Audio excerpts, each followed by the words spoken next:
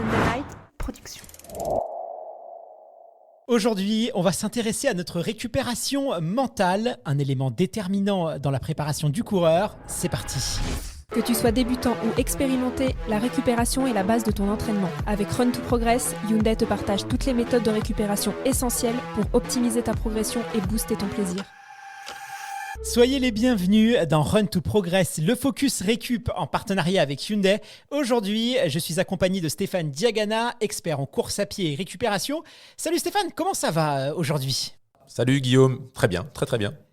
Stéphane, dans la capsule d'aujourd'hui, on va s'intéresser à la récupération mentale. Malheureusement, près d'un Français sur 5 se dit très stressé.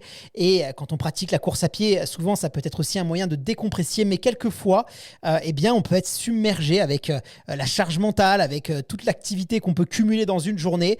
Et l'esprit a besoin de se reposer. Est-ce que tu penses d'ailleurs que c'est tout aussi important le repos mental que physique ?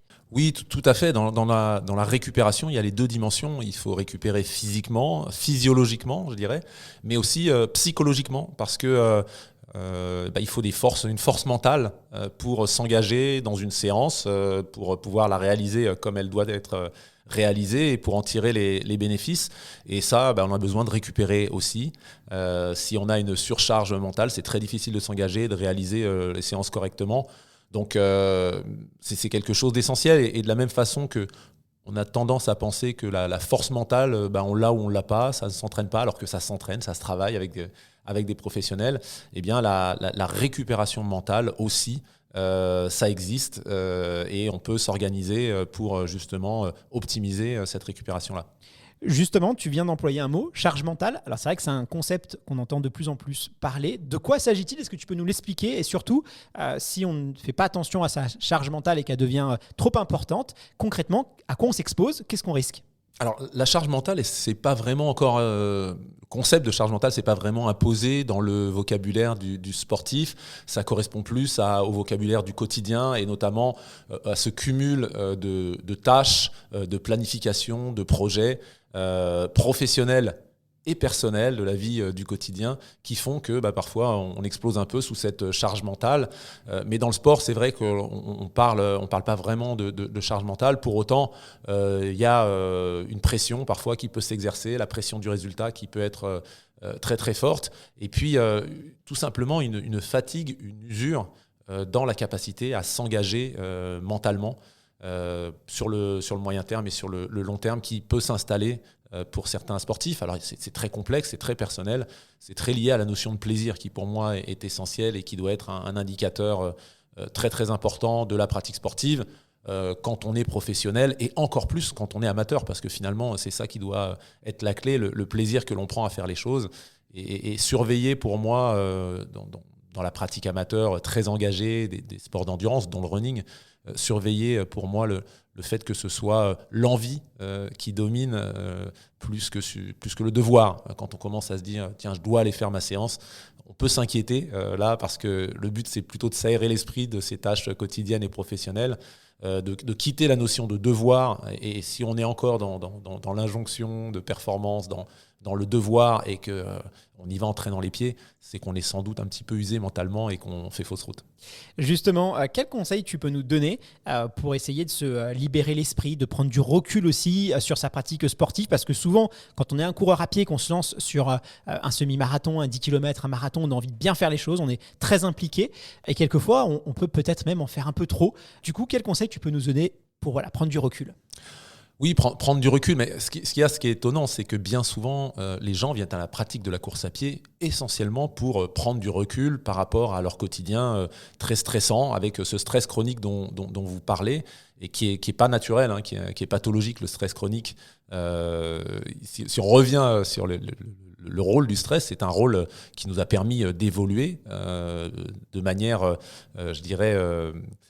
c'est un rôle bénéfique, je dirais, puisque ça permet de mobiliser ses forces, ses ressources face à une agression, face à un risque. Mais la réponse, elle était toujours physique.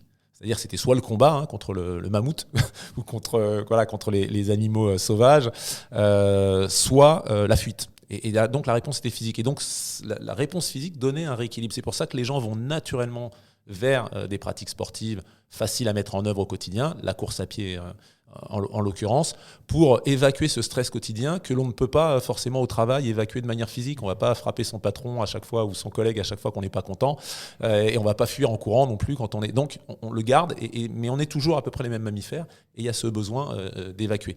Donc il faut bien se rappeler pourquoi on va courir.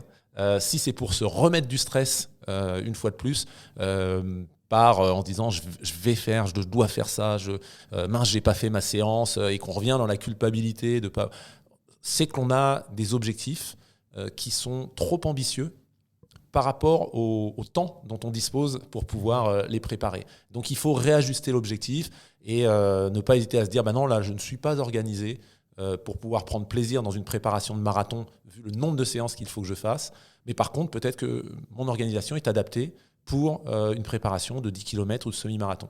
Et c'est vraiment ça qu'il faut interroger, c'est sa motivation. Alors c'est vrai que parfois il pleut, on peut se dire tiens, il faut y aller, mais si c'est vraiment très dur et que c'est chronique, permanent, et que même quand on rentre après, on se dit pas tiens, j'ai bien fait d'y aller, là il faut se poser des questions, donc prendre ce recul nécessaire sur sa pratique. Oui. La solution ne doit pas devenir un problème si j'ai bien compris. Stéphane, on parle souvent aussi de petites techniques comme la méditation, la sophrologie. Est-ce que ce genre de pratique peut nous aider à bien se détendre ? Qu'est-ce que tu en penses ? Oui, bien sûr, on sait, ce sont des pratiques qui sont très étudiées maintenant. On sait très bien le rôle que ça a sur le stress. Hein. C'est très complémentaire des pratiques plus aérobie. Là, on se dépense moins sur le plan énergétique, mais la méditation pleine conscience, toutes les pratiques de type yoga ou tai chi ou autres ont des effets bénéfiques. Après, on est plus ou moins réceptif. Moi, je sais que pour ma part, j'ai besoin le mouvement. Me permet plus de me détendre, de déstresser, que ce soit de la marche ou que l'immobilité. Donc j'ai plus de mal avec ces pratiques, mais on est tous différents par rapport à ça. Il faut essayer celle qui vous convient, mais ces pratiques peuvent être une solution. Merci infiniment Stéphane pour tous tes précieux conseils. Eh bien, c'était le tout dernier épisode de Run to Progress.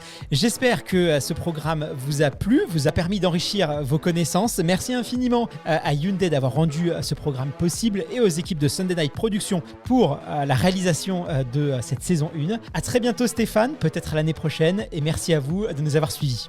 Merci, à bientôt. Vous venez d'écouter Run to Progress, le programme qui vous permet d'enrichir vos connaissances et de faire le plein d'énergie en 5 minutes chrono. 5 minutes, c'est aussi le temps de charge nécessaire pour bénéficier d'une autonomie de 100 km avec le nouveau Ioniq 5, le SUV 100% électrique de Hyundai. Pour en savoir plus, rendez-vous sur hyundai.fr. Hyundai.